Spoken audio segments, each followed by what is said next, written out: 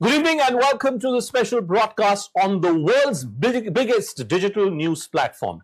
What a great Sunday it's turned out to be, folks. When we began in the morning, we thought that we were in for a long day. We thought that this was going to be, who knows, maybe a repeat of 2018 where the final tally for Madhya Pradesh elections was only called around about 10 p.m. or 11 p.m. at night. It was being wondered, allowed by many exit pollsters and reporters who'd been traveling on the ground, that Rajasthan was going to be too close to call. None of that has happened. What has happened is that Narendra Modi, the Prime Minister, the ultimate election myth buster in the history of Indian politics, has once again proven that when he takes a responsibility upon his own shoulders, more often than not, he's been delivering it.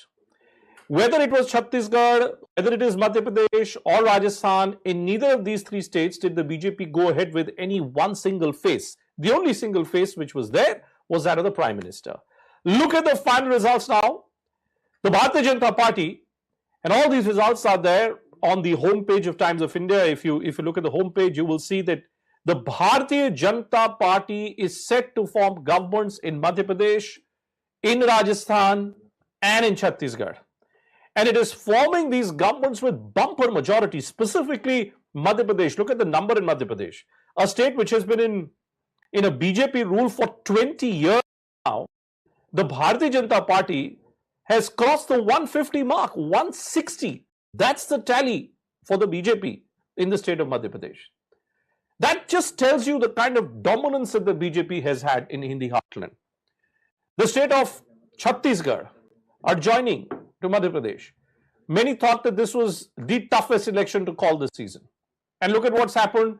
The Bharatiya Janata Party has managed to push it across halfway mark. 47 to the BJP, all the leads. These are still not the final numbers which are coming in, but it's very, very clear that the only party which can form a government on its own is the BJP. The Congress did give a good run to the BJP in Chhattisgarh, but at the end of the day, whether it is the Mahadev app betting scam or it's the trust factor in the Prime Minister, the BJP has pulled that one across the Congress too.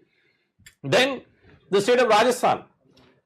Rajasthan was supposed to be another cliffhanger. And what has happened to the cliffhanger? The Bharatiya Janata Party has pushed it way past that halfway mark of 101 and is positioned at 115. So no relevance of independents. All those 27 independents who had contested, many of whom who had won, and who must have been wondering that once it gets to a hung assembly situation, maybe 1, 2, 3 MLAs short of halfway mark, they will be the ones who will be calling the shots. None of that has happened. Did Sachin Pilot, did his open rift with Ashok Gehlot, has that led to a scenario where the Gurjar community in Rajasthan has completely dumped the Congress and moved to the Bharatiya Janata Party? Something again for the party to ponder over. The only good news for the Congress today, and Mallikarjun Kharge, the Congress president, just tweeted a short while back where he's thanking the people of Telangana while appreciating the efforts of all his karyakartas in other states which went to polls. The Congress has managed to unseat KCR from the Chief Minister's post. In a House of 119, the Congress is ahead in terms of leads and results at 66. The BRS down to 39. And please look at that figure of the BJP closely, because something tells me that that figure is going to be spoken about extensively. It may be only 7. BJP's vote share may only be hovering around 13 to 14%.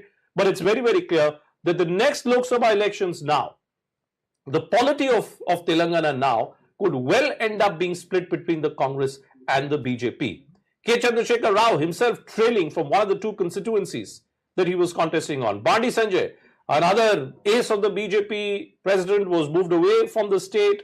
He too has been trailing, but KCR's son, KTR, is leading from his Silsila constituency. KCR had chosen to contest from 2 seats. He's leading from the other constituency. With us here in the studios is Tuhin Sinha, and we'll be joined by other esteemed guests as well as we move along. Lots to talk about over the next couple of hours as we try and paint the big national picture for you. This may be the story of these 3-4 states only, but make no mistake about this, this is the ultimate semi-final. And always what happens in this round of assembly elections gives you some idea of what is likely to occur in the in the next round of elections, which is the Lok Sabha elections. Tuhin Sinha is not just a BJP spokesperson, but also a great chronicler and storyteller and historian as far as the tribal affairs is concerned. He's written extensively an entire series. So great pleasure, Tuhi. Thank you, Bhupendraji. In our studio, which is being watched by the world's biggest concurrent viewership as far as the digital news video platforms is concerned. This is the world's biggest news platform, world's biggest digital news video platform, and we've been really inundated with the kind of feedback and the kind of viewer responses that we've been getting right since this morning. So, Tuhin, let me first ask you to respond to what we're seeing. I mean, look at this page. Madhya Pradesh, BJP ahead in 161. Rajasthan, BJP ahead in 115. Chhattisgarh, BJP comfortably past the halfway mark. In a snapshot, what does this tell you, Tuhin? Well, two things, Bhupendraji. Number one, when it comes to BJP, there is no anti-incumbency anywhere. Anti-incumbency has become passé. Anti-incumbency has, become obsolete when it comes to the BJP. So even 2024 from here is going to be fought on the pro-incumbency factor. The same was visible in Gujarat last year. The same was visible in Madhya Pradesh last year. Because there is people trust people when it comes to credibility. BJP under Modi ji is right up there, and Congress, does not enjoy the credibility of anybody. I think that is the big difference. But when it also comes to newer voters, I think the crucial difference has been in the tribal seats of both Madhya Pradesh and Chhattisgarh. I think we have made enormous inroads. And, Tell us about it, because what I'll do, Tuhin, I'll get our producers to put up the region-wise and the community-wise breakup for the state of Chhattisgarh. This is Madhya Pradesh. If we were to go to Chhattisgarh, and if we were to look at how the tribal vote, which Tuhin Sinha is speaking about, how the tribal vote has moved. In 2018, it was the tribal vote, the ST vote, which had moved away from the BJP to the Congress, and therefore Bhupesh Baghel became the chief minister. Look at what's happened now. Now talk us through this map that you're seeing, Tuhin. BJP gaining in 12 seats. I mean, it's almost like a role reversal. Similarly, if I was to put a similar constituency map in the state of Madhya Pradesh, and we were again to look at, let's say, scheduled tribes across the entire state, you will see a similar pattern. It's almost. When it comes to Chhattisgarh, the Congress government of Chhattisgarh did not spare anybody from the impact of the scams. So, when you have a Gobar and Gothan scam, when you have a coal levy scam, obviously the most impacted are the poorest of the poor, especially when you talk of the Gobar and Gothan scam. And I think this messaging, we were able to convey this messaging very clearly, that if we don't uproot Congress from the state, Congress was essentially supposed to be the ATM for the Chhattisgarh was supposed to be the ATM for the Congress for 2024. But when it comes to tribal voters, that is an effort which has been happening for the last few years. Just talk us through some of these efforts. So one important part, it happens at many levels under Prime Minister Modi's visionary leadership. This reach out to the tribal community has happened at multiple levels. One is the invocation of the cultural pride. When he talks about our subaltern tribal warriors, about whom I have also written extensively. Our freedom movement essentially started in 1783 with a tribal revolution of Tilka Maji. So the fiefdom that Congress tends to claim over India's freedom movement is a myth. Congress was born a good 100 years after the first tribal revolution. Now, the reason why we invoke these tribal heroes, because it gives an enormous sense of belongingness to the present descendants of these tribal heroes, many of whom had been languishing in penury, and many of them had been living in very abject conditions for the last many years. When you talk of the social welfare schemes, when you talk about the Nal Se Jal Karyakram or the Pradhan Mantri Awas Yojana or the Ujjwala Yojana, a large percentage of the beneficiaries belong to the tribal communities. So, when the 18,000 villages that had not been electrified until 2014, I'm sure, a good chunk of those villages would be tribal villages. But, since we're looking specifically at Madhya Pradesh and Chhattisgarh, if you look at the manifestos for the BJP and Congress, specifically in the case of Chhattisgarh, whether it was for paddy farmers, whether it was financial subsidies, scholarships, money to be given for those who were owning land, there was hardly any difference between the Congress manifesto and the BJP manifesto. Yet, we see a decisive shift. Why? When it Because comes to Draupadi Murmu Chhattisgarh was given the specifically, presidency. the Congress was not even ensuring the right prices for betel leaves or, I am forgetting Betel the name leaves, of yes. betel leaves. There's another leaves which... Tendua leaves. Tendua leaves. The Congress had not been able to ensure even that for the tribal community, and the tribal community was, had a lot of angst against the existing Congress government of the state for that.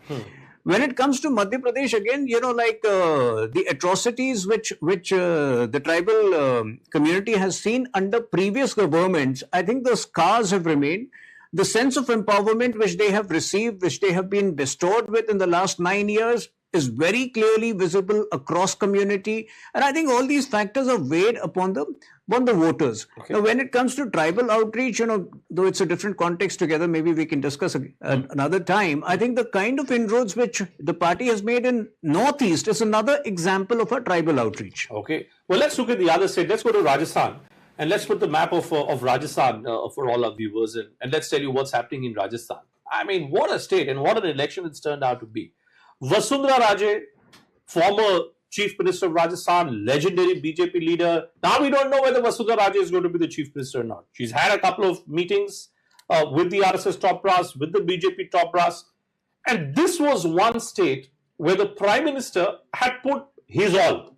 What was as clear as daylight was that this Rajasthan election, of all these states which are going to polls, Rajasthan was one state where the Prime Minister had thrown his might.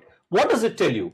Is it just a story of a rift between Ashok Gehlot and Sachin Pilot? Again, if I was to break it down in the context of specific communities, say the Gurjar community, if you were to look at how the Gurjar community is voted, it's completely moved away. It's completely moved away from... I think across these three states, one thing which is very common is the silent anger which went unreported against the Congress party. And that has a lot to do with the hypocrisy of the Congress party. When they talk of, women empowerment or ladki hoon, lad sakti hoon, the kind of crimes which Rajasthan has witnessed in the last 5 years, I mean, Hamas-style burning of corpses of women.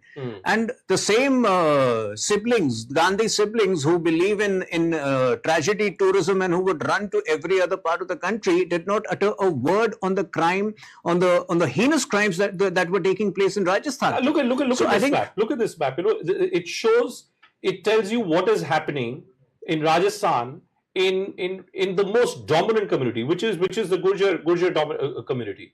Vasundhara Raje, I'm told, has just given a statement and she's thanking the BJP for having given her the chance to have served the people of Rajasthan for so long. Maybe that's an open pitch that she should be the chief ministerial candidate, and let's see what happens. But when you're gaining 16 seats, away from the Congress party, it tells you a lot of what really has happened. Maybe the Gurjars were upset with the fact that Sachin Pilot, their leader, was not given his due, and therefore they've decided to punish the BJP. Is it, all this brings me down. Maybe we can go back to the main homepage of all the states. Does it not tell us, Tuhin, that what was at play here in these elections is which leader is trusted more? And on that trust part, it seems that Narendra Modi still is winning hands down this entire time. Well, absolutely. When Modi ji talks about Modi ka guarantee, it's a guarantee of prosperity for the country, not just for that particular state. It's a vision for the future. It's a guarantee for a better future. It's a guarantee for progress and betterment. But when it comes to Congress and they talk about the 5 fake guarantees, see, in the last 2 years, the states of Himachal Pradesh and Karnataka have witnessed how Congress can unleash financial anarchy upon the state by making absurd promises which are untenable to be realized, which are untenable to be executed on the ground. So I think that weighs upon the people. They don't want financial anarchy. They want empowerment for the future generation. They don't want retrogradation. The other thing, like I mentioned, there were 3 important factors. One is the Congress had been very astutely presiding over the convergent attacks on Sanatan Dharma by its alliance partners.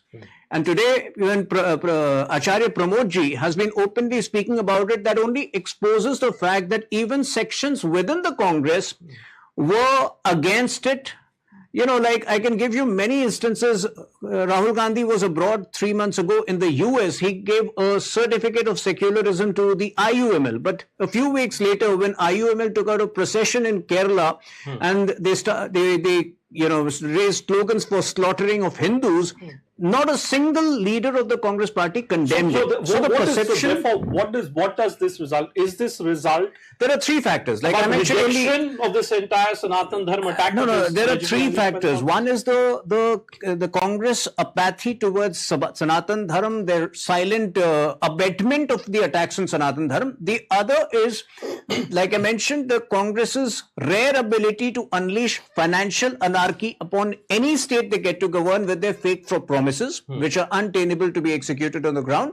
And number three is their duplicity and divisive nature. You would have seen that barely moments within barely a couple of hours after the results became clear. Today, Praveen Chakravarti, apparently a close aide of Rahul Gandhi, has tweeted a caption: "South versus North." Karthi Chidambaram is also saying. So is this divisive mentality of the Congress party, where they have been lampooning the country's progress, that they have been lampooning the Sanatan Dharma? All of these have created an undercurrent of hatred for the Congress party, which most of the pollsters, which most of the journalists have not managed to pick.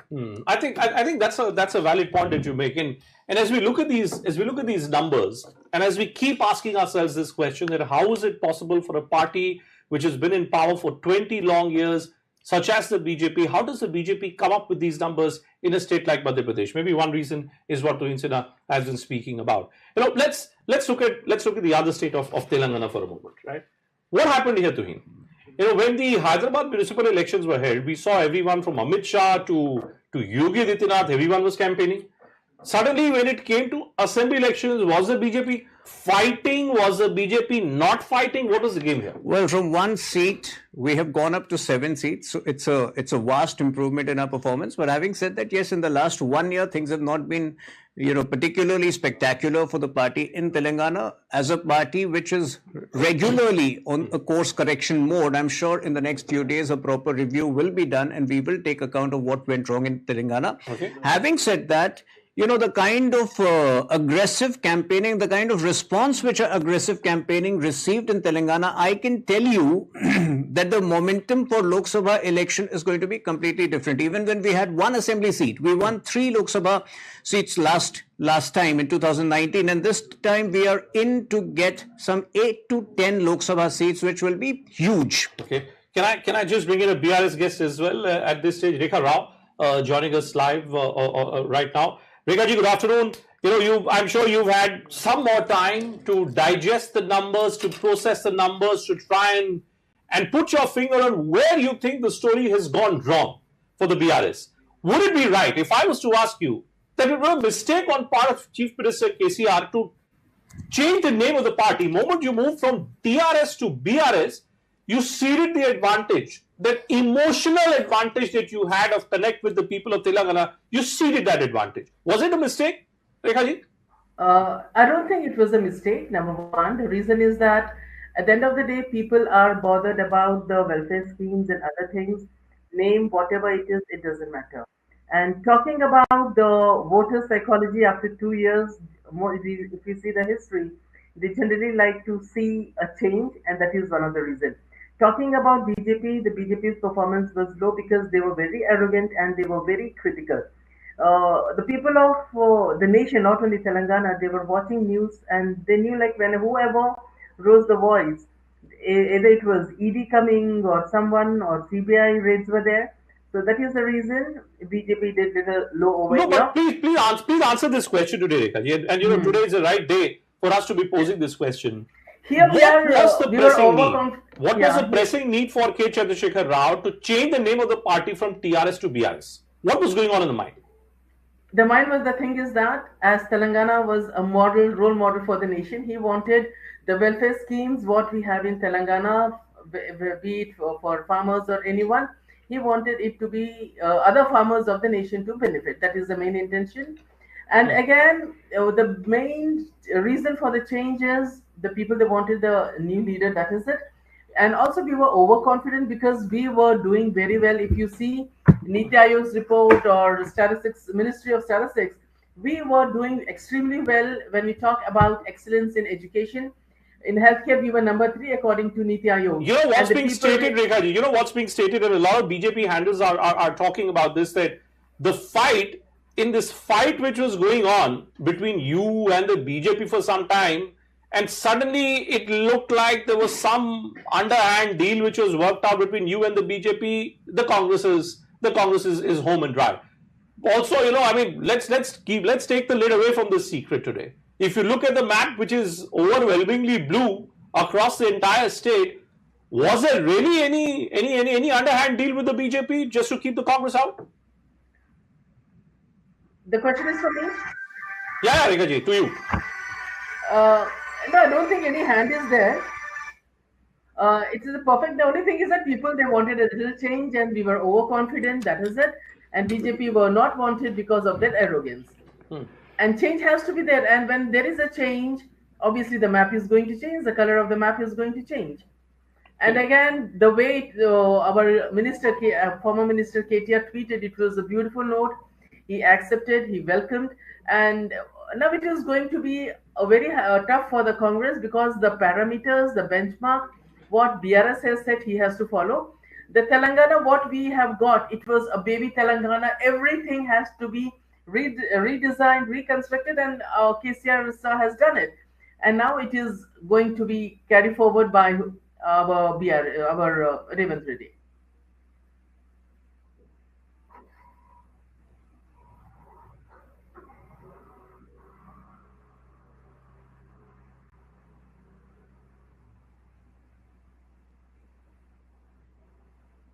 And KCR said, no, I must become a Bharat Raksha Samiti.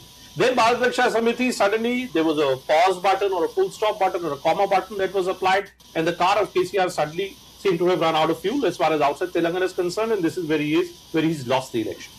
Do you think today regional satraps, regional parties in India today, is there a credibility deficit for regional satraps? Well, absolutely. You know, the self-aggrandizement has been the motto of these regional parties, and self-aggrandizement, that too for the party, that too for the family, and that is something which again draws a lot of aversion from the people today. So I think KCR needs to introspect. They tend to be delusional just because, you know, they managed to win Telangana for 2 consecutive times. They thought they could go national, but the kind of corruption cases that is there, and I'm told KCR was unavailable most of the times because he would be in his farmhouse and he would be selectively unavailable only to, you know, people who brought in the cash for him. Well, that's where the story must have, you know, moved away for KCR. Let me also welcome our next guest, Sanjay Kumar, Director CSDS, joining us live. Welcome, Sanjay ji, on this new platform. Over the years, we've interacted with each other on multiple platforms. This is our latest destination. So good to have you today, Sanjay ji. Firstly, a comment from you on exit polls, Sanjay ji. Let's settle this. I mean, is this business of exit polling, is it time to have some sanitization, some regulation? Is it possible? Just given the sheer variation in exit polls this time around as well. Bhupen, I think there is a need for regulation. Regulation means not that who should do and who should not do exit poll, but I think demand for transparency, that at least basic minimalist data should be released, which is to say, you would have noticed, Bhupen, that many exit polls just threw the number, that this is the number which a party is likely to win. Maybe the numbers may come absolutely incorrect when the results come, but I don't think that that's the parameter. The parameter should be transparency. You must give the details. You must share the details. So in that respect, I think there is a need for moving ahead, need for regulating these exit polls. And then maybe a politically incorrect question, but I'll still take the liberty of asking this question, Sanjay ji. You know, what I'm being told now is a lot of exit polling being done by certain groups is being done to promote betting markets. The massive amount of satta bazaar which is taking place is going on because of these exit polls. Is there any truth in that?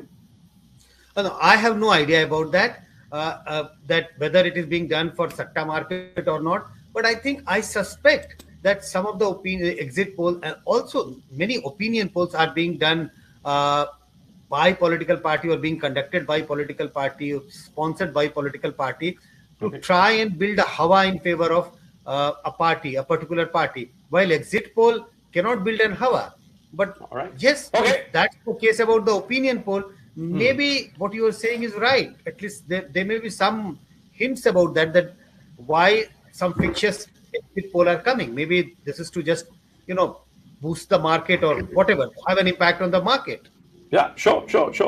Well, let's look at the big political question then, Sanjay ji. What's the key takeaway? Here on Times of India, on this online platform, which is the world's largest digital news video platform, a lot of people have been asking us this question: that does this mean the end of the Congress party as far as the Hindi heartland is concerned? How do you respond to that, Sanjay? No, absolutely not. I won't say that this is an end to Congress party. Look at what has happened in this round of assembly election. Yes, Congress has performed badly in Madhya Pradesh, Chhattisgarh, and Rajasthan. When we see this with the lens of winning seat or forming the government, but look at Madhya Pradesh, Congress vote share has not declined. Chhattisgarh, Congress vote share has not declined. Rajasthan, Congress vote share has not declined compared to the previous election. So how?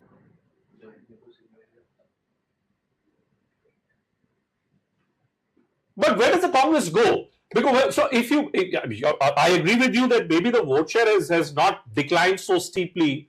But is there not a perception today? Is there not a feeling that in a direct fight with the BJP in any election, whether it's Lok Sabha election or in most Hindi heartland states, yes, Himachal, there is a Congress government in power, that the Congress is not in a position to get the better of the BJP, largely because of its obsession, the obsession of the Congress leadership to keep indulging in personal name calling of the Prime Minister. Is that a problem for the Congress?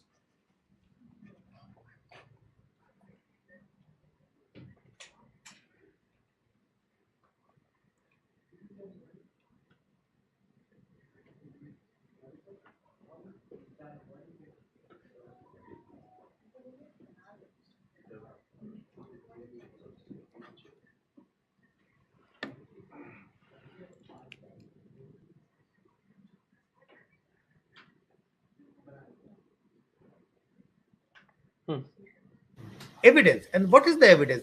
The evidence is very clear in front of us, Bhupen, that Congress has been able to retain vote share. BJP has been able to increase its vote share largely at the cost of other regional parties, other smaller parties. If you look at, Samajwadi Party, BSP, NCP, various smaller parties which has contested election in Rajasthan. मैं एक सवाल लेके निकलता हूँ.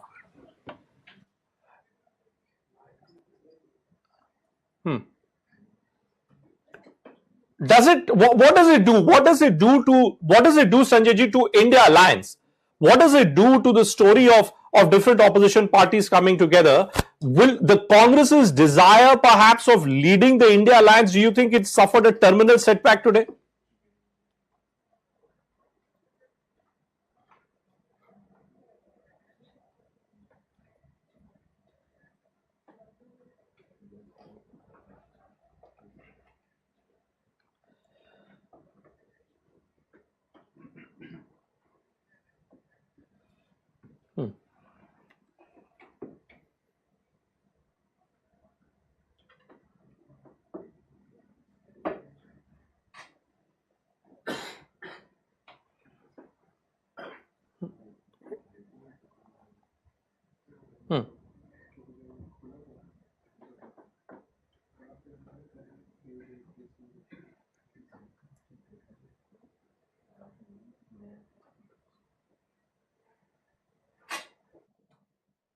All right. Let me then ask you. If you look at the story of Congress party in Hindi heartland, Sanjay ji, in UP, we've seen how the Congress is consistently now not the favored party of numerically significant groups. In this election, with caste census being spoken about so much, we've seen how in Rajasthan, the Gurjar community in large parts has moved away from the Congress, maybe because of disillusionment that Sachin Pilot was not being made the chief minister. In Chhattisgarh, in Madhya Pradesh, now we're seeing tribal community, which had gone towards the Congress party in previous elections, is moving away. Is the Congress in danger of losing support of numerically significant caste bases in Hindi heartland?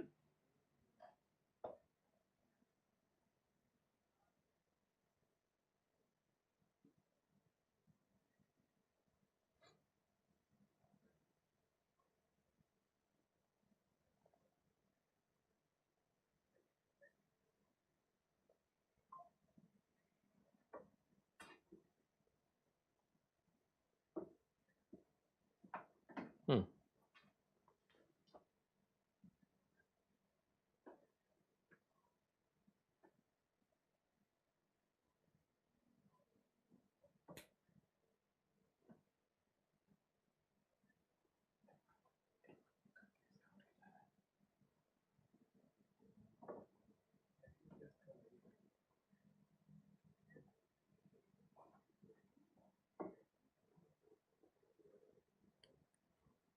Okay. Hmm.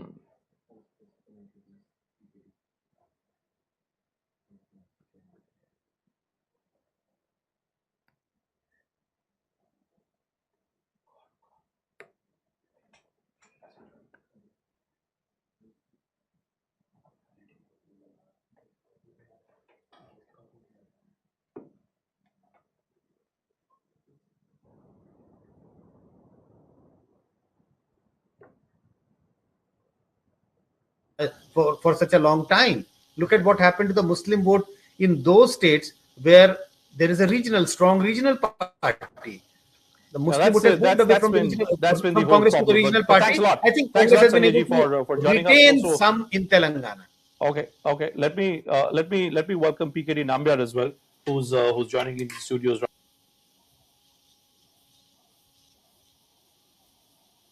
Looking at this victory both for the BJP and the Congress. But let me persist with that line of questioning. Sanjay Kumar, as apologists may argue that that all is, it doesn't mean the end of the world for the Congress party. But then, like we've seen in Gujarat, now we're seeing in Madhya Pradesh, you can have 35-40% vote share, but still not be in business. Does it not make life very difficult for a political party to be out of power for so long? One thing has been settled forever, that Rahul Gandhi is the biggest liability in Indian politics until such time. If you asked me 2 months ago, probably they were in a slightly better position.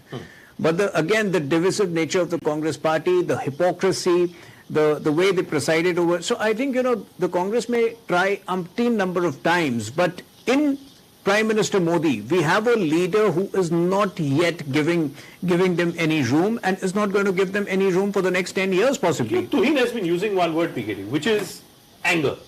He's saying that people are angry with the Congress party.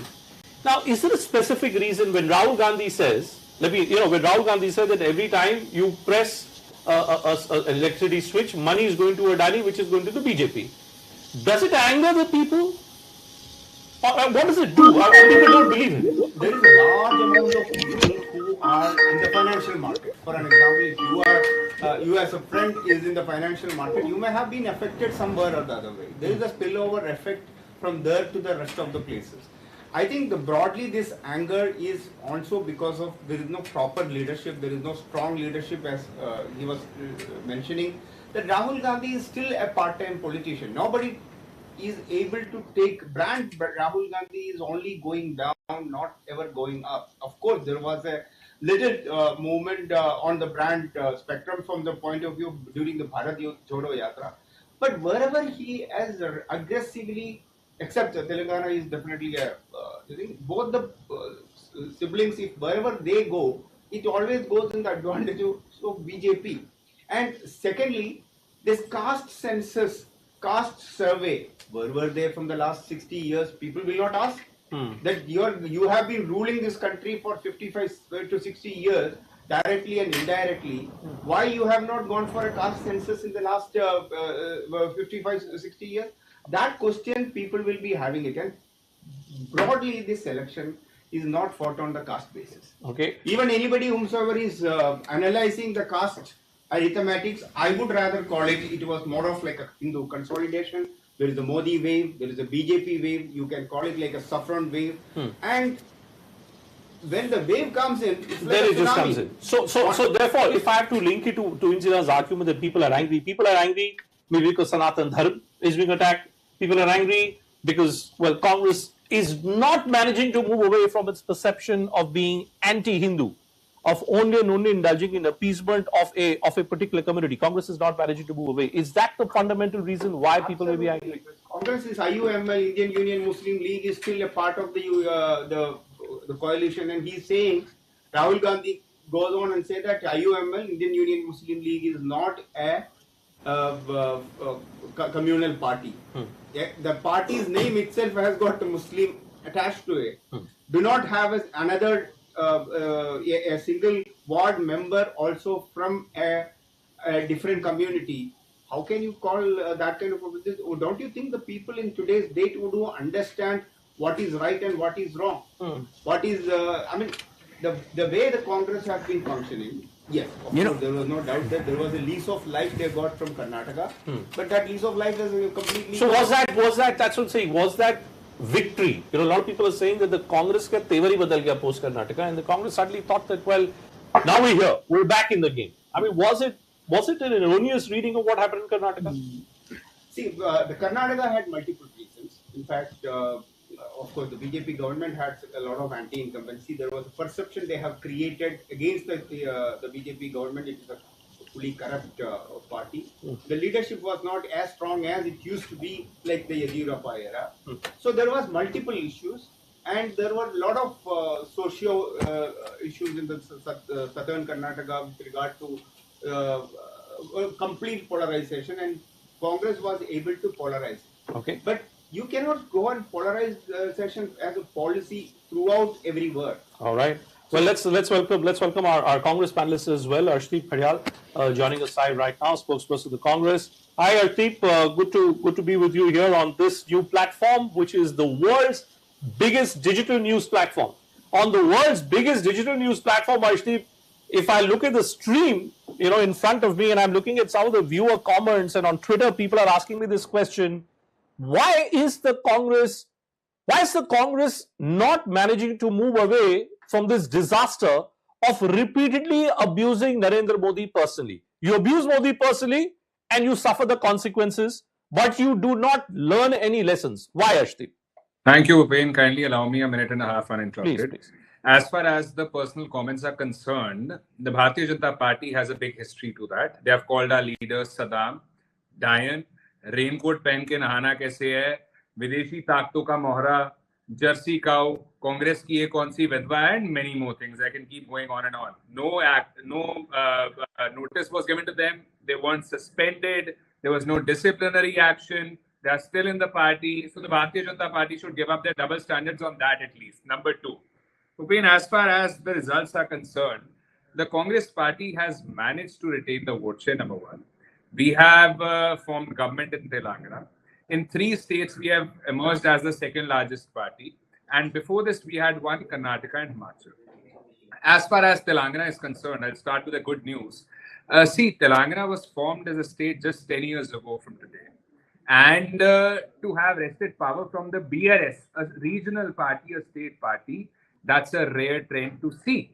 Number two, the Bharatiya Janata Party's national spokespersons on other debates have been saying that, see, we have gained so much in Telangana. We have come to around 8 to 9 seats. And that's a big gain for us compared to what we were at the last term. Now, given that example, the Congress Party has gained a lot more in Telangana. That's number one. And number two, in Rajasthan. In the context of Rajasthan, everybody knows it for a fact that from the last 20 years, there's been this wheel of forming alternate governments. If there's been Congress, then the BJP comes. If there's been BJP, then the Congress comes. Has been happening from the last 20 years. But given the BJP's logic, I'd like to counter it with that as well. They say in Telangana they have come to 8 to 9 seats, so it's a gain. Please pick up the statistics of the previous terms when the Congress Party was in government in Rajasthan. After that, when we contested the elections, we used to have 20 to 30 seats. This time we have come around 70, 75 seats. Probably we'll go up. So therefore, the Congress Party has gained in Rajasthan as well. In that logic, in that perspective. Number two, as far as the reasons are concerned, see, there's one reason for sure. That is that the Congress party does a lot of work, but we do not probably communicate that much with the people. We do not convey them the work that we have done. On the other hand, the Bharatiya Janata Party rarely does any work, but they communicate a lot more, they campaign a lot more. But Arshdeep, if I may humbly point out,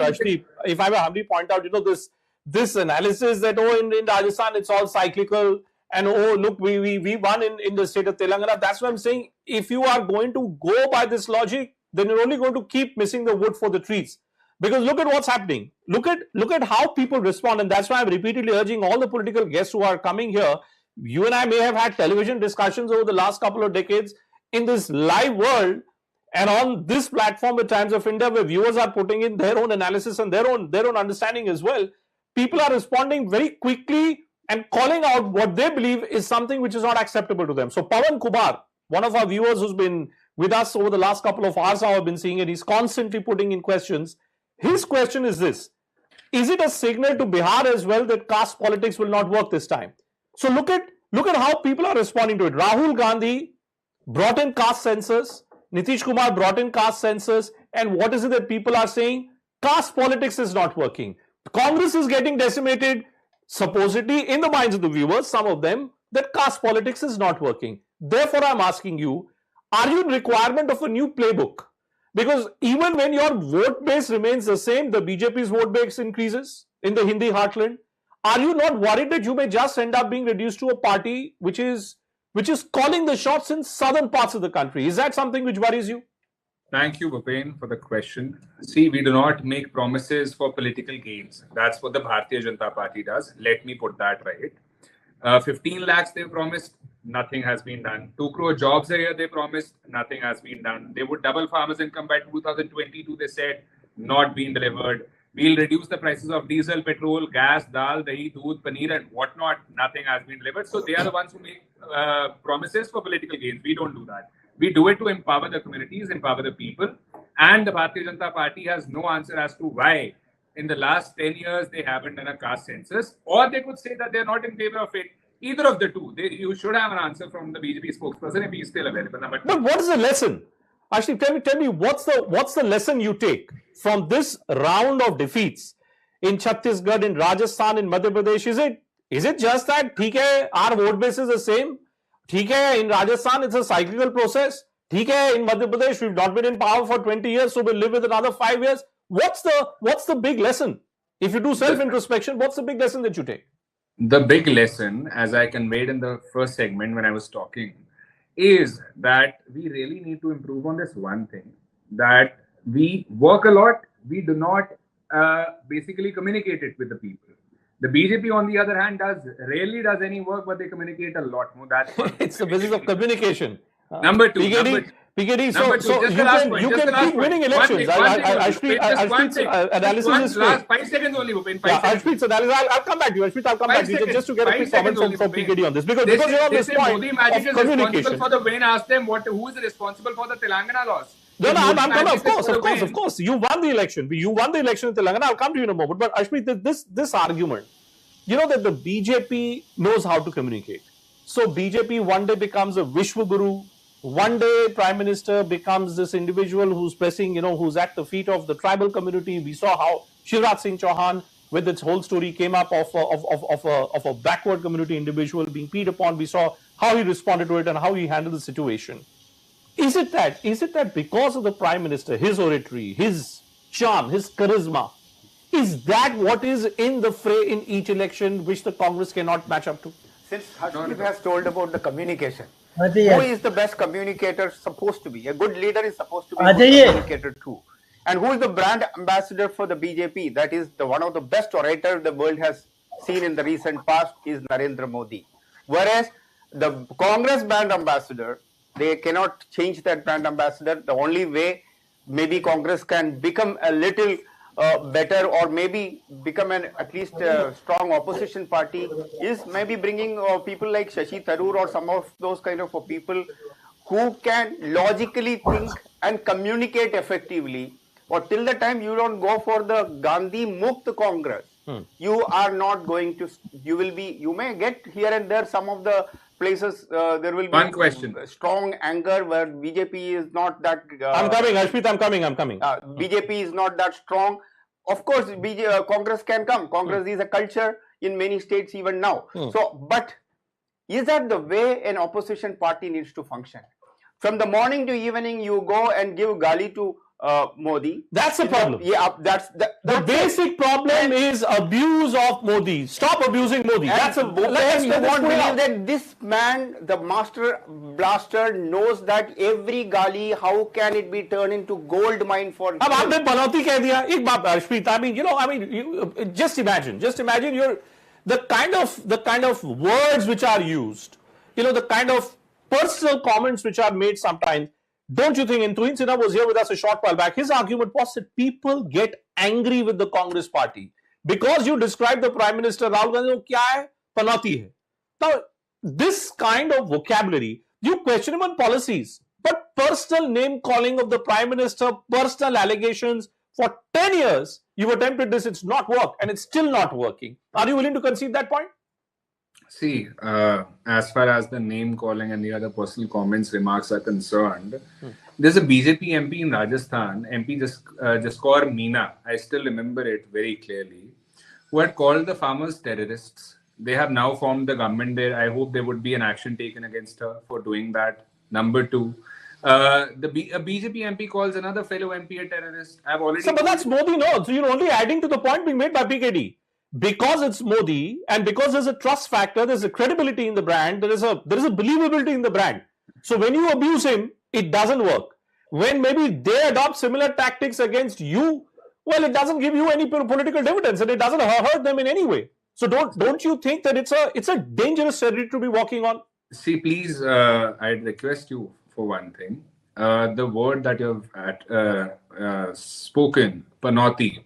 You could pick up the video of Mr. Gandhi. Nowhere did he mention Mr. Modi. I don't understand why the BJP had to attribute that to Mr. Modi. They should tell us what the reason was. Number two, I want to clarify 2-3 things. See, Bhupen, winning is one thing, but winning does not mean that you have delivered upon your promises. I talked of the promises made by the BJP in 2014, which are still untouched, which are still undelivered. It's going to be 2024 soon.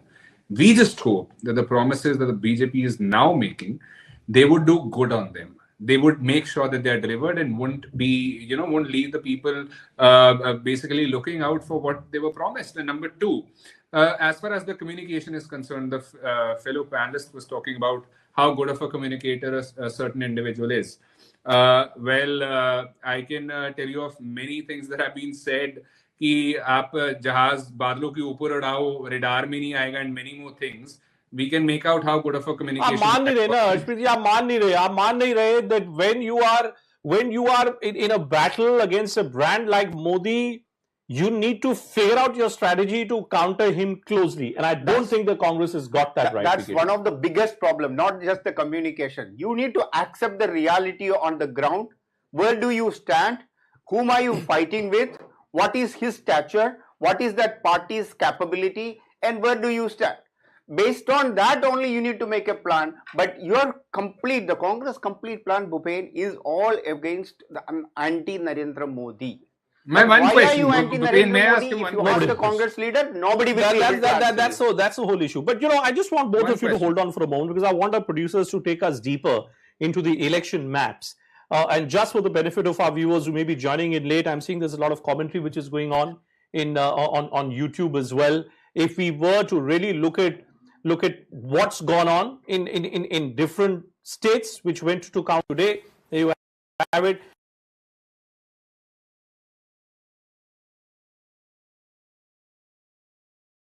If this is the region of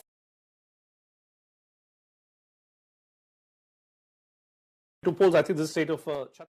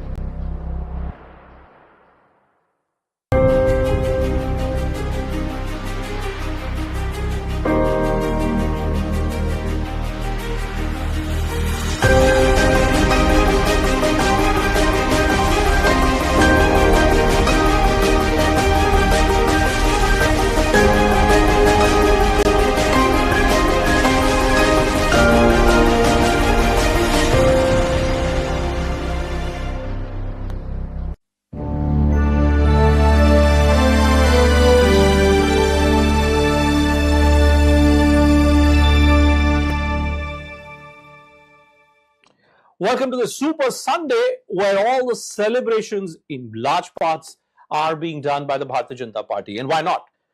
A party which has managed to win 3 of critical Hindi heartland states after a gap of almost 10 years. The last time when Chhattisgarh, Madhya Pradesh, Rajasthan all went to the BJP together was way back in 2003. Since then, one of these states has consistently been moving between the Congress and the BJP. If you look at the big picture now, the Bharatiya Janata Party clearly is the principal pole of politics in North India.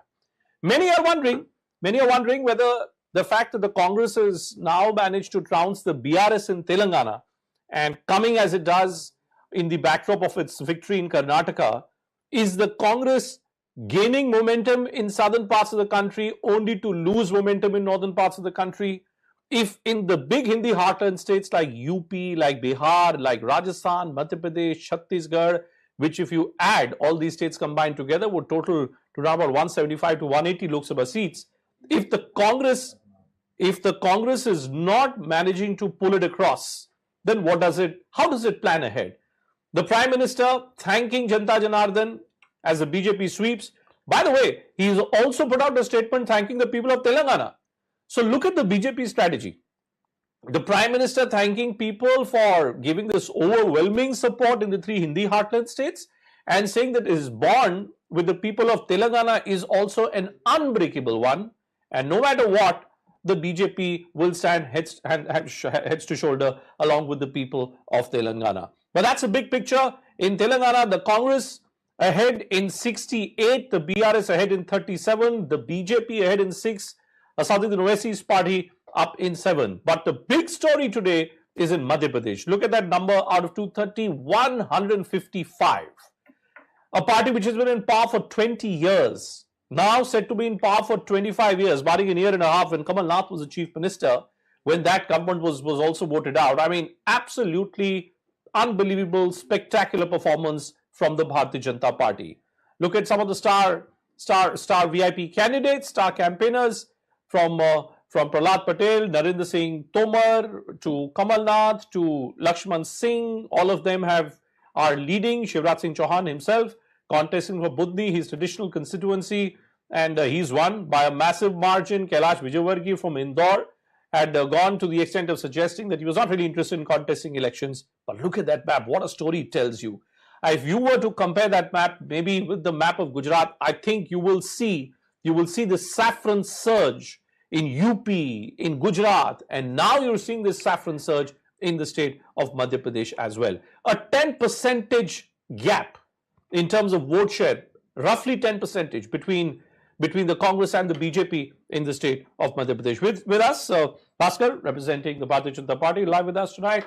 And of course, our dear friend PKD Nambiar, live with us as well. We'll be joined by other guests as we go along. But Bhaskar ji, let me just begin with you and let me ask you to respond to this. When I was looking at that map, I suddenly thought, the last time I saw that map was in UP in 2017. This massive saffron surge. Or in Gujarat, in each assembly election, you see a similar map. Now Madhya Pradesh.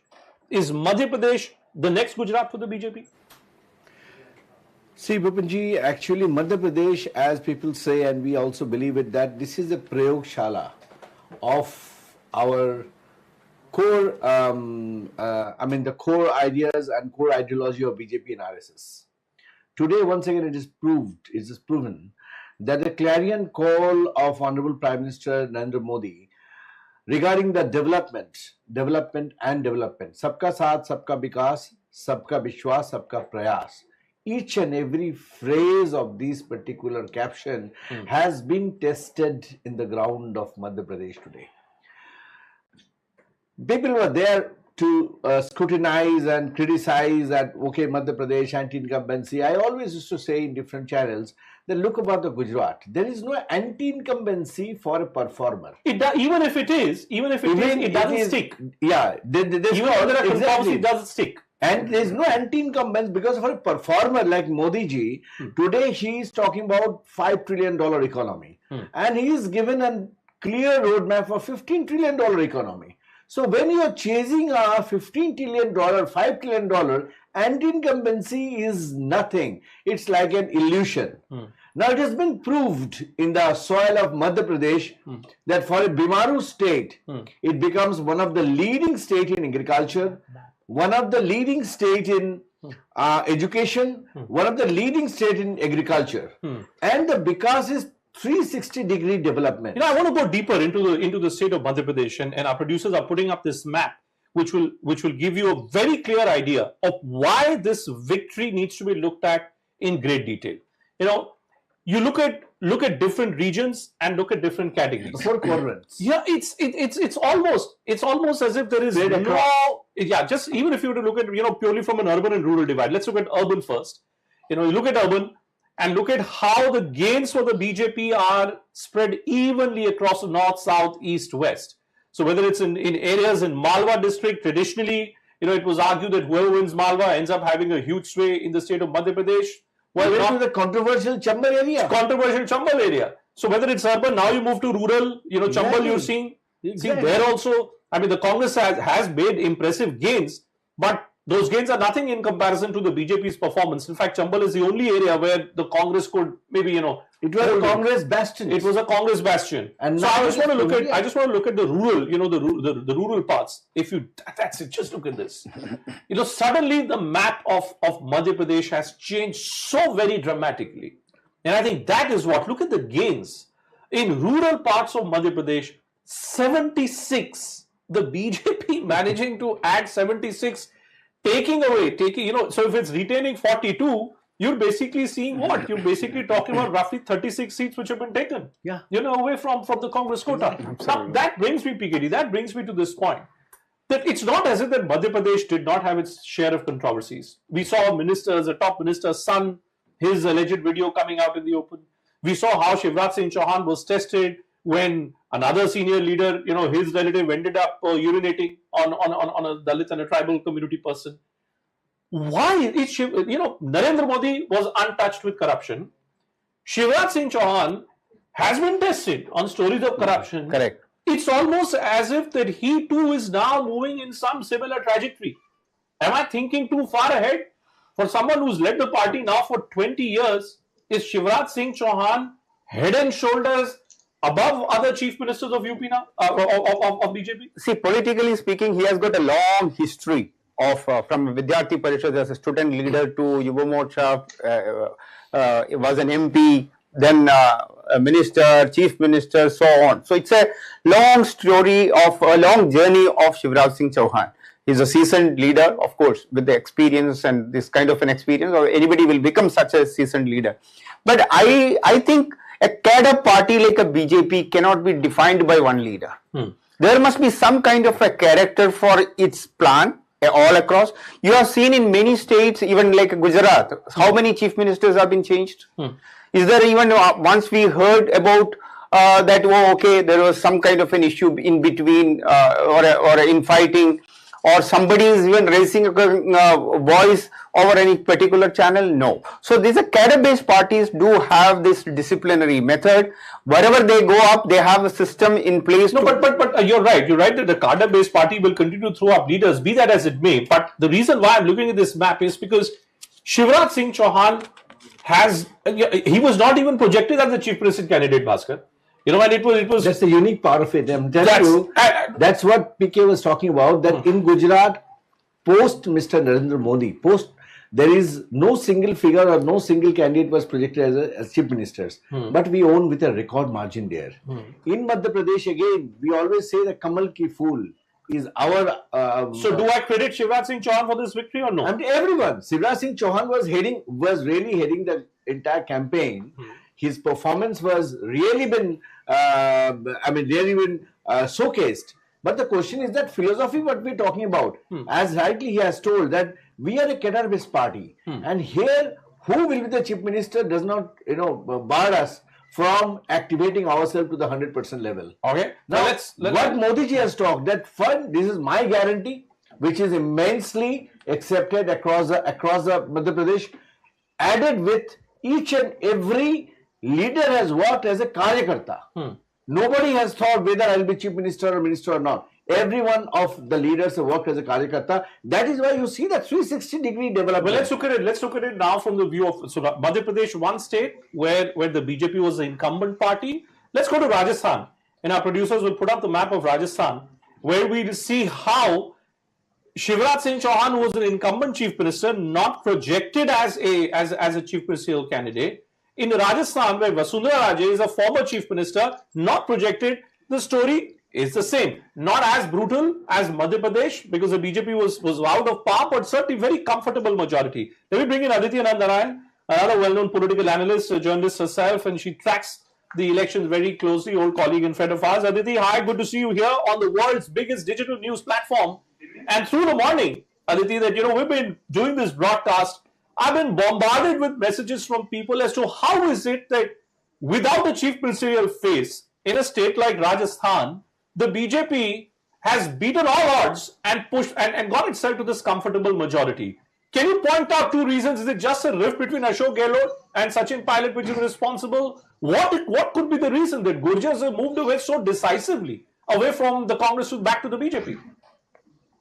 Well, as far as the BJP is concerned, first of all, very nice to join you again, Bhupen, to discuss yet another election.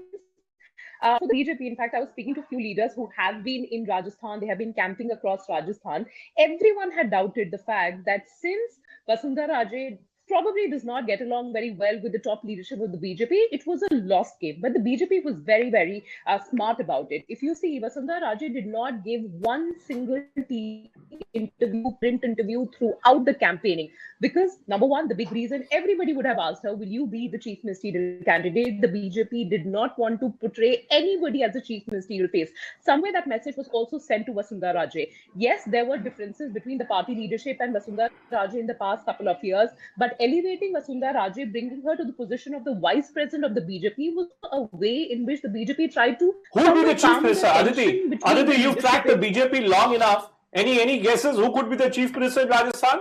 And precisely, that's the precise reason why, Bhupen, since I've tracked the BJP for such a long time, that calling out somebody to say that this person might become the chief minister probably is going to boomerang on that particular person. So I think it's better not to suggest who will become the chief minister. But yes, the BJP did capitalize on the breakup between Ashok Gehlot and Sachin Pilot. There were a lot of murmurs in between whether the BJP is getting some unconditional support from Sachin Pilot. That also was set aside. But the BJP has played smart, not introduced anyone as a chief minister face, completely banged upon the prime minister, banged upon the fact that in the past couple of years, Rajasthan was reeling under a lot of pressure of atrocities against women. Does it also, Aditi, if we were to look at it from the other side of the political divide, both in Madhya Pradesh and Rajasthan, Kamal Nath, who was the Congress's chief ministerial candidate, and Ashok Gehlot, the Congress's chief ministerial candidate in Rajasthan, do we say that the sun has set on the political careers of these two veteran Congress leaders?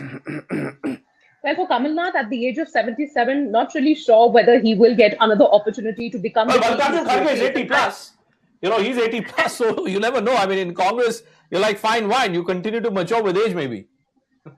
Well, and I want to just point out, since you pointed out Mallikarjun Kharge, probably the biggest loss for the Congress party in a state like Madhya Pradesh or probably even Rajasthan has to be given to Priyank Kharge. He really spoiled it all, because when the Sanatan Dharm issue was raised by the DMK, Priyank Kharge, he was not seen as just an MLA from Karnataka. He was being seen as a leader who was the son of the president of a party like the Congress party. And the Congress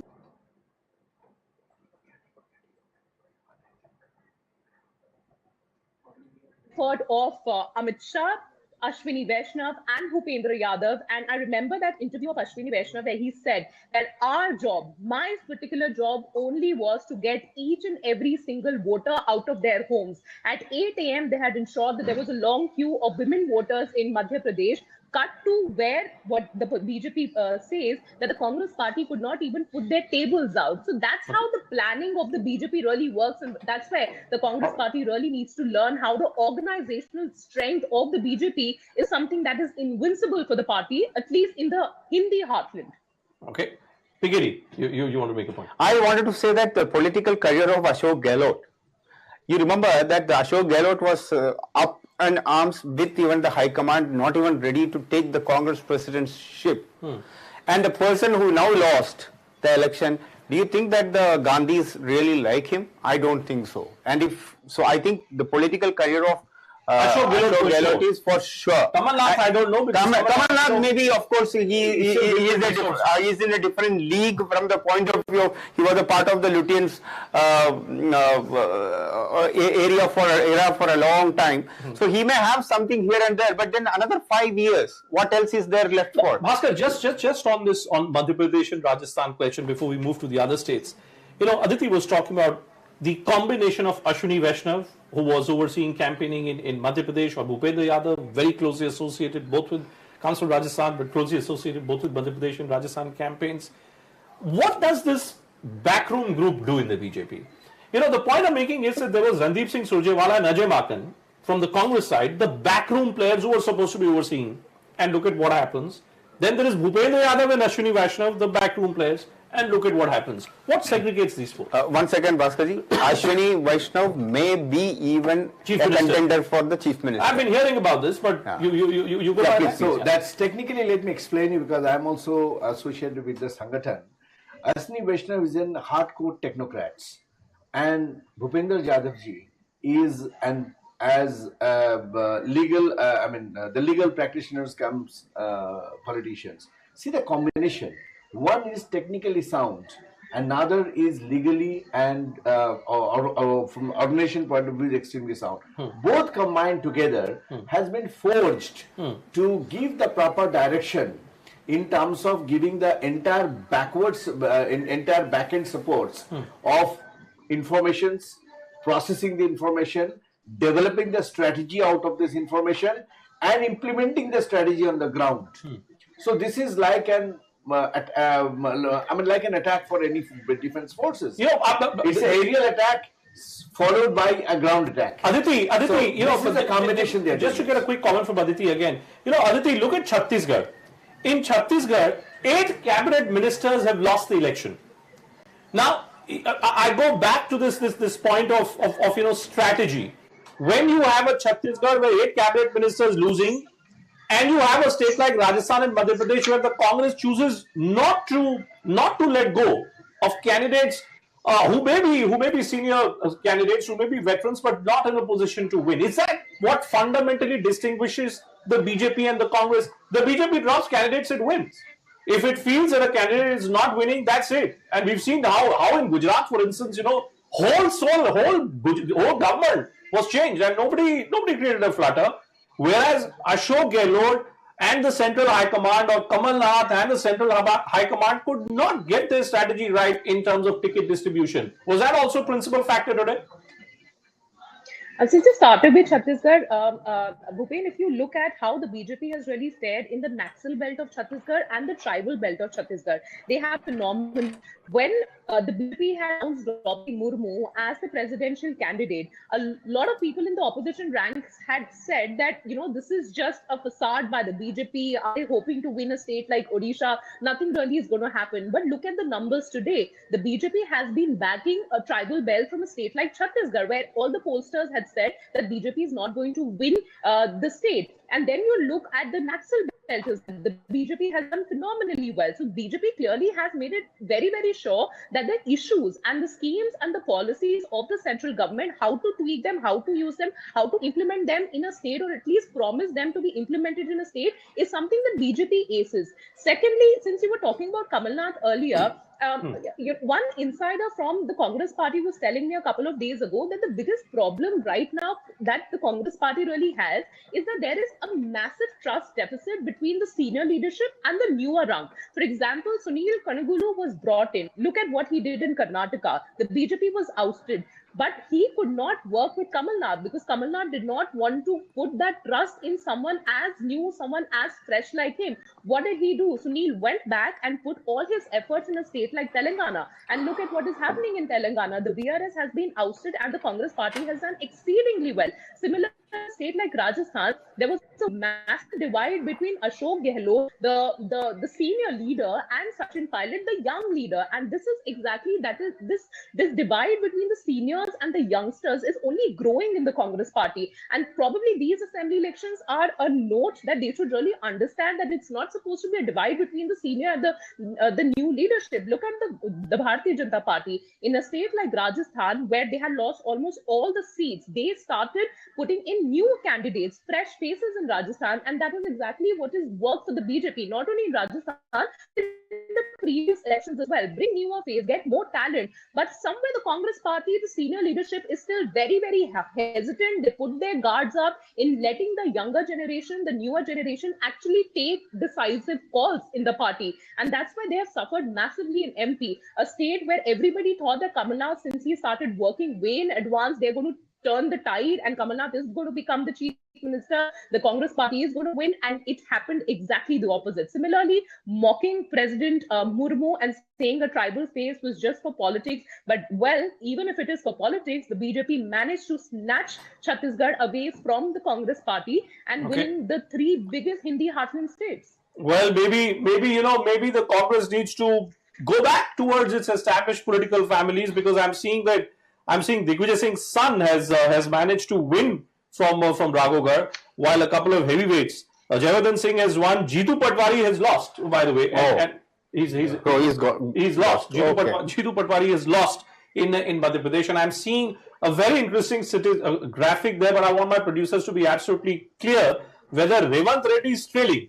The man who's supposed to be the chief minister of Telangana in an election where the Congress has won right now on the Times of India homepage, he's trailing. But thanks a lot, Aditi, for giving us that update. I will be joined in a short while from now by another veteran, Amit Goyal, owner of the Pioneer newspaper, in a short while on this broadcast as well. But PKD, just on the points being made there by Aditi in the context of the BJP strategy. We've looked at Rajasthan, we've looked at Madhya Pradesh. Now, if we look at Chhattisgarh, right, a tribal-dominated area, the BJP has struggled in the past, both with the tribals as well as say, the entire farmers' protest question, which led to some uncomfortable scenes for the Bharatiya Janata Party. I've been told that the focus on the tribal vote base is not as if it's just in the limited context of President Draupadi Murmu being appointed as a tribal president. There have been a whole host of initiatives that this is the new vote base which the BJP has assiduously built for itself. Is this the first glimpse that we've seen in Chhattisgarh today? I think we have a lot of reasons to believe in that level. The reason being, Draupadi Murmu is not just a name. She is the president of India. The tribal community across the country now feels that, oh yes, it is not that we are not isolated by the power centers, but we are a part of the system. This country believes in the tribal community, and especially, of course, as you know, that whenever it comes to this credit, the Modi ji will get the credit because he is the one who has brought Draupadi Murmu in the forefront and as the representative of the whole of India, but especially the tribal community. So, but I feel that this election should not be reviewed from the point of view of a caste, reviewed not from the point of view of any religion. The election has given us a kind of a feeling that India is getting matured as a democracy. And people, maybe the women voters are growing even in the northern India. You know that either in his state of West Bengal and Kerala, there were the two places where the women used to vote really big. But this time around, across pan India, whether it is in Rajasthan or in Madhya Pradesh, even the tribal women, they were going and voting, and they have a clear idea. We also need to understand that why I always say that we need to unlearn a lot the political pundits, especially the one who sits in Delhi, is that the ground has changed. Today, even a tribal woman is empowered with a mobile phone.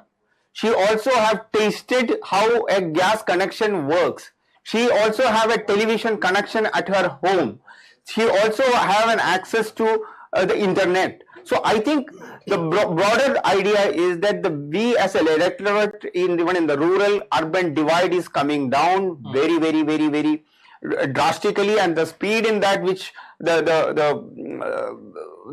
margin is coming down between the rural and urban is also a significant difference how the elections are going to happen. Well, now, just I was raising that question. I was asking my producers to check. I'm checking online. Revanth Reddy indeed is incidentally trailing.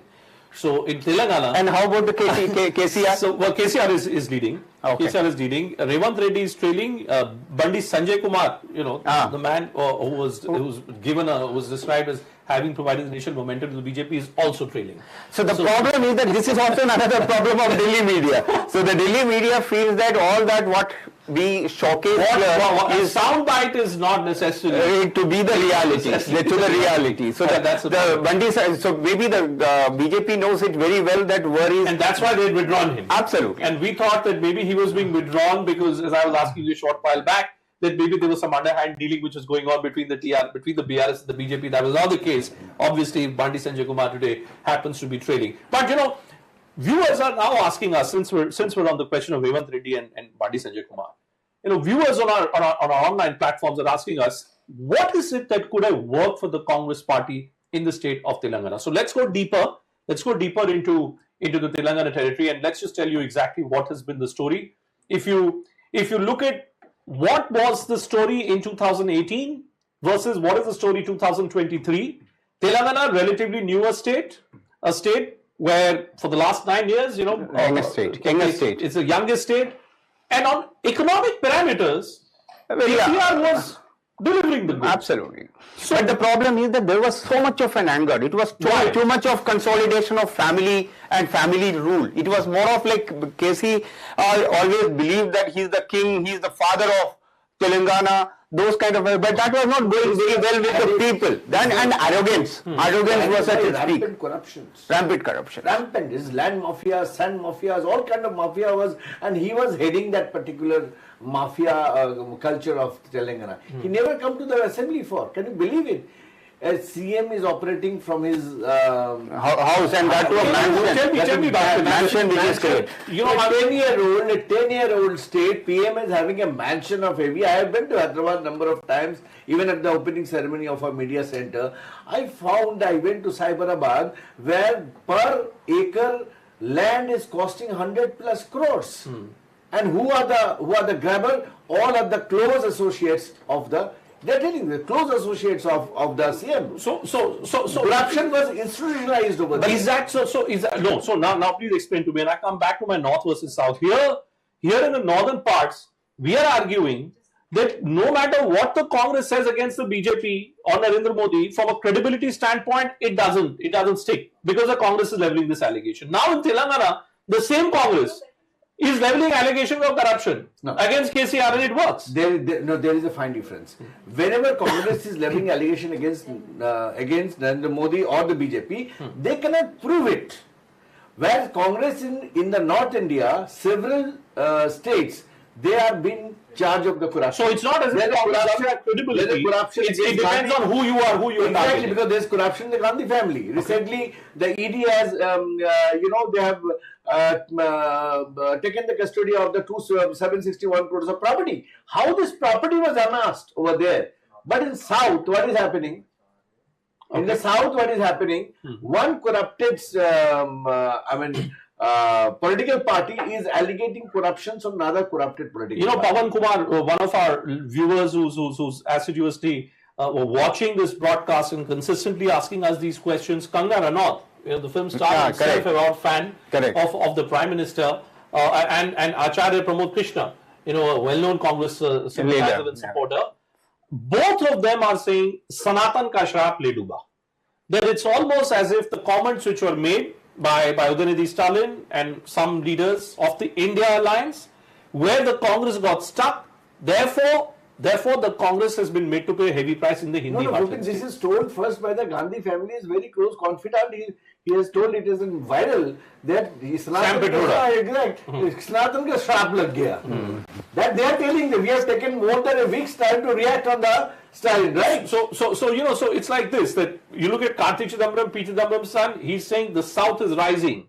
It's the South.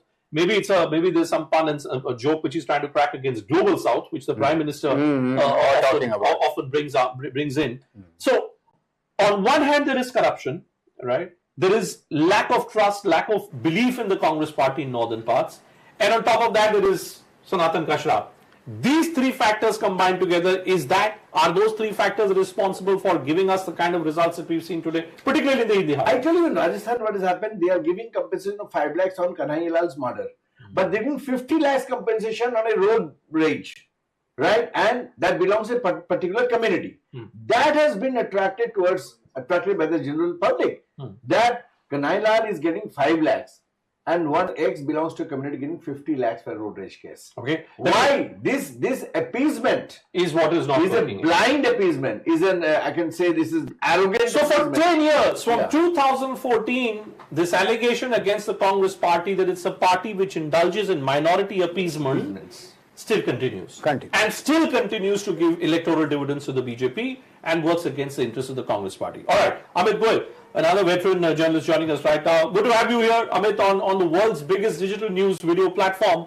We've been talking about this since the morning as the results became very clear. What is it that's not worked for the Congress party in the northern parts of the country, and what is it that seems to work for the Congress as far as the southern parts of the country are concerned? How do you respond to this, that the Congress now effectively is being reduced to being a party of the southern parts of the country, Amit? Well, I would disagree with this. This theory has been going on since the time the leads have come in. Overall, the Congress is on a weaker wicket, and Congress has to understand that it lacks the leadership. As far as southern India is concerned, Congress since its inception has been very prominent party in the south, Kerala, Karnataka, not so more in Tamil Nadu, but it has its presence. So this north-south divide has always been there, if you want to call it a divide. It's just that the Hindi belt has been voting differently from the south of India.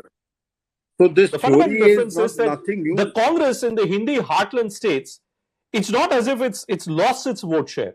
Its vote share has remained kind of static. The BJP's vote share has increased dramatically as far as the southern parts are concerned, northern parts are concerned. But in the southern parts where the BJP does not seem to have a presence, the Congress first gets Karnataka, now it gets Telangana. It has a friendly alliance with the DMK in Tamil Nadu. It has a frenemy kind of an alliance in the other important state of Kerala.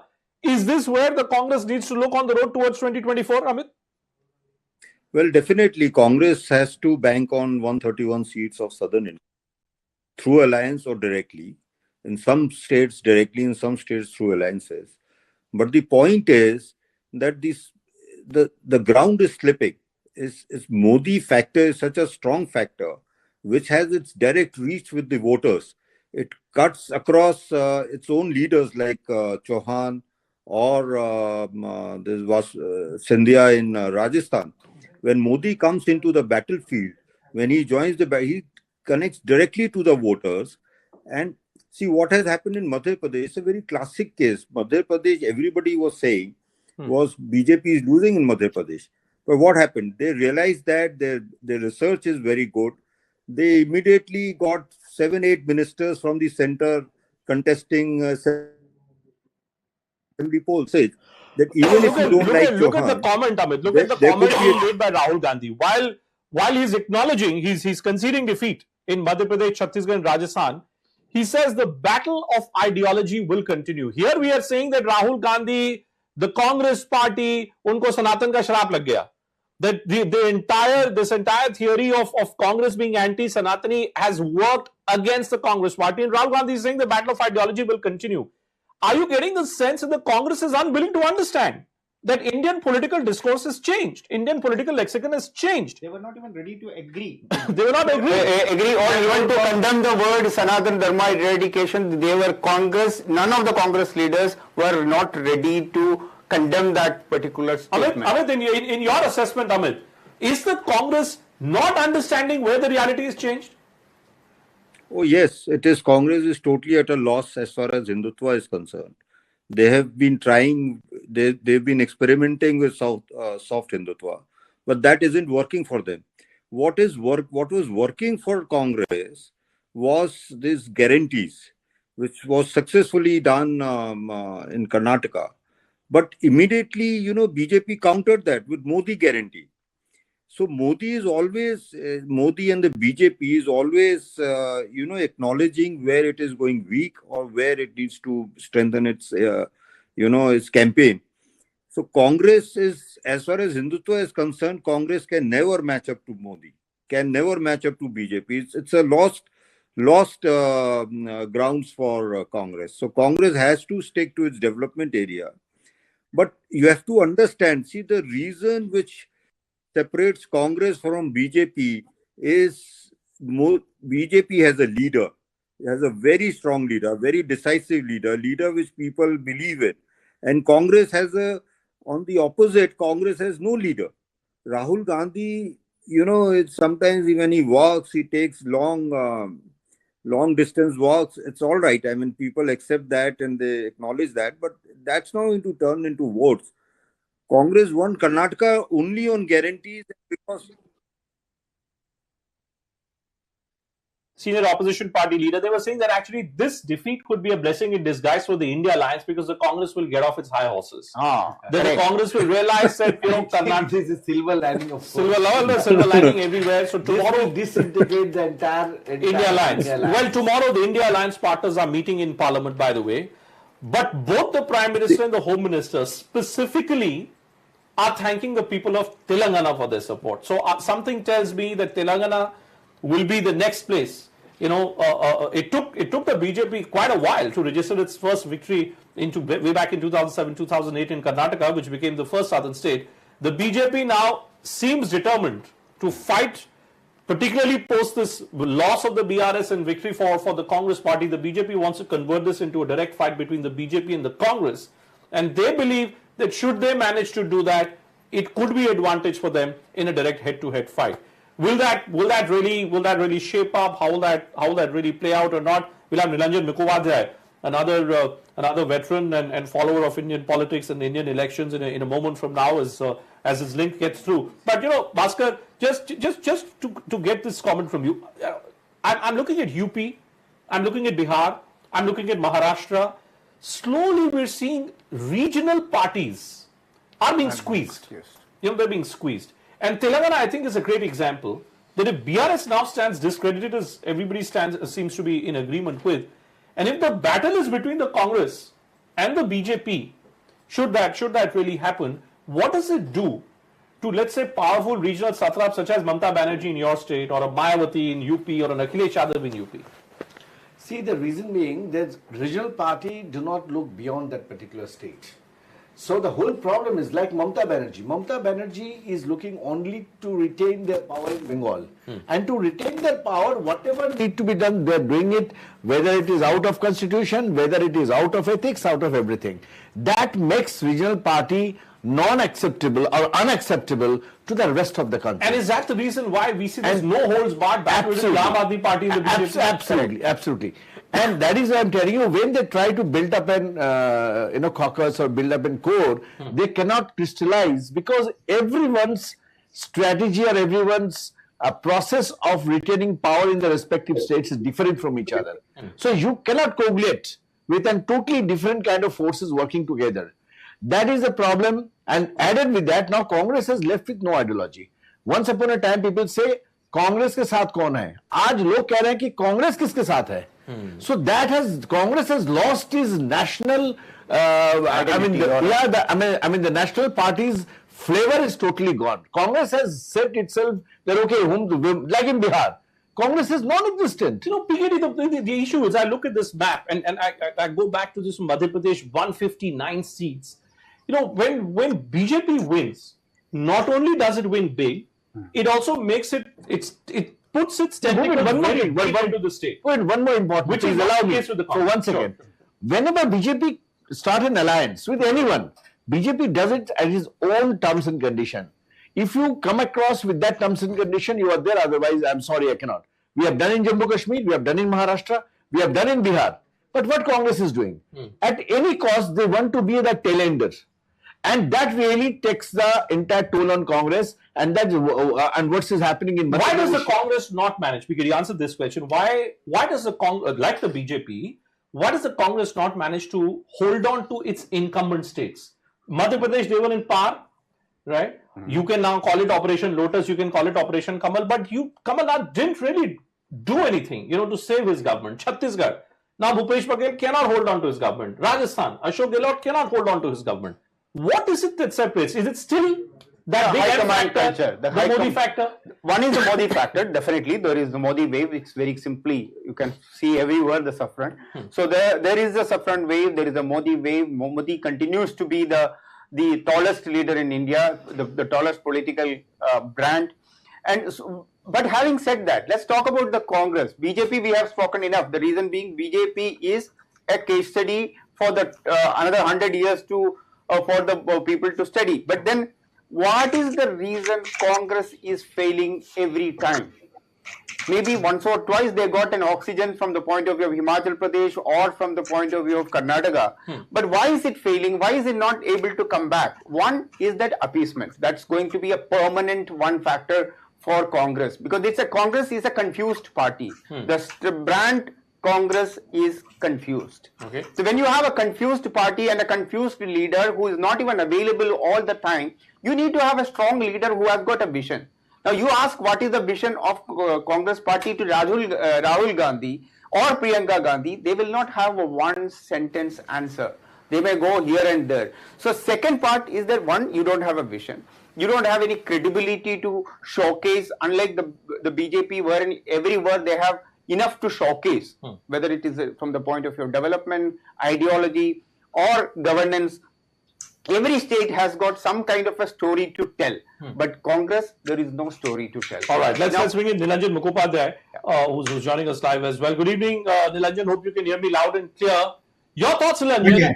What has changed today? What has changed fundamentally about Indian politics? Is it that the BJP has spread its tentacles deeper into North India, or do we say that the Congress party needs to look south of India for any solution, for any magic that it may be hoping for? No, I think what has changed today is that in the last almost 6 months, there was an apprehension that there were certain things that were bothering the BJP leadership. I think after this verdict, it can be much more relaxed because the path to 2024 has become much more clear. And it is, in fact, now onward going to be very difficult for the opposition to actually cobble up the one-to-one number of contests that they were saying, 400 plus. I am not very sure that how many of that would really turn, will be possible. I also anticipate some desertions from the India camp. So I would say that, hereafter the BJP is once again back in the pole position for the next parliamentary elections. I'm seeing that there's a video which has come up of Vasundhara Raje, where she's speaking and she's making it very clear that this has been a victory for the BJP. This has been a victory for her entire leadership. But Nilanjan, whether it was Madhya Pradesh or it was Rajasthan, in both these states, a very clear-cut decision was taken by the BJP High Command that it will be Modi's face. It will be his shoulders on which the campaign would be lodged.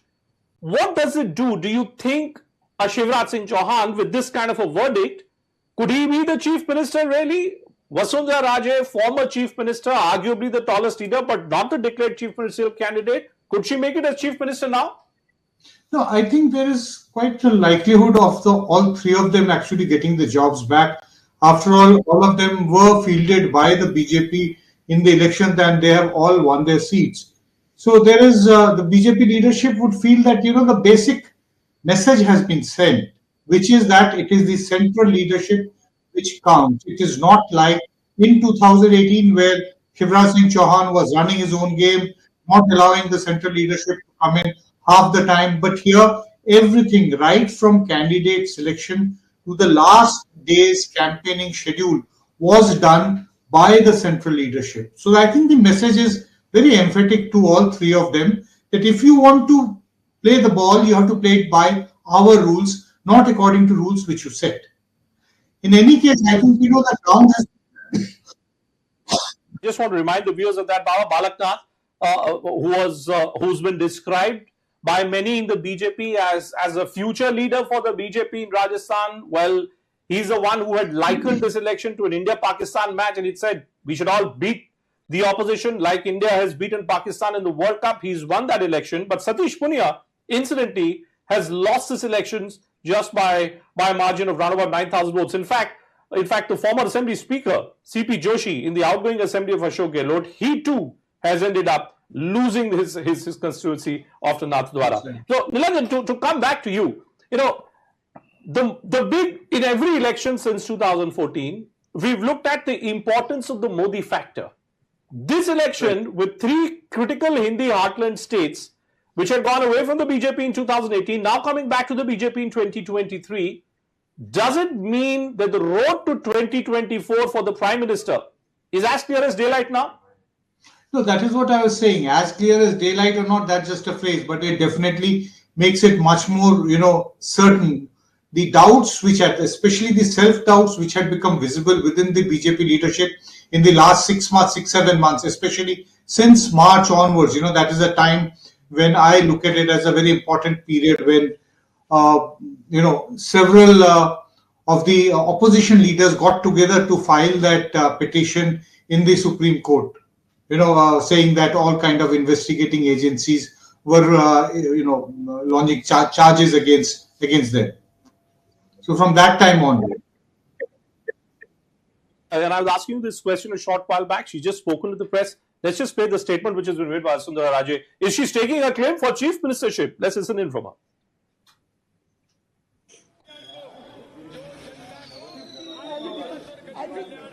I think आप लोग सबसे ज़्यादा मजा तो आप लोग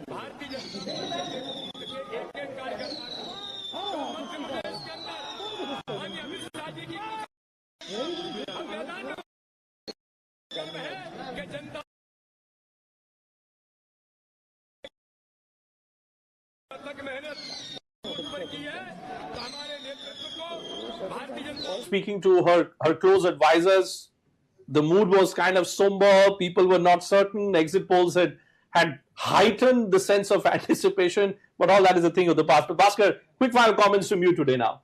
We've heard from all stakeholders. I'm trying to look at the big picture. I was asking Nilanjan this question. Do you think the road to 2024, do you think is now is very clear for the Prime Minister, very clear for the BJP? Absolutely. Now let me go by the figures. See, Madhya Pradesh has got about 40 Lok Sabha seats. UP has got 81. Now Chhattisgarh, Rajasthan has got also. So this Chhattisgarh, Rajasthan, Madhya Pradesh, Uttar Pradesh, Bihar, Maharashtra, that constitute more than 180 Lok Sabha seats. 180 Lok Sabha seats. And as you rightly told, 2018 we were out of this Hindi heartland. They have tested the governance of Congress and they have really reacted against it, and again it came back to us.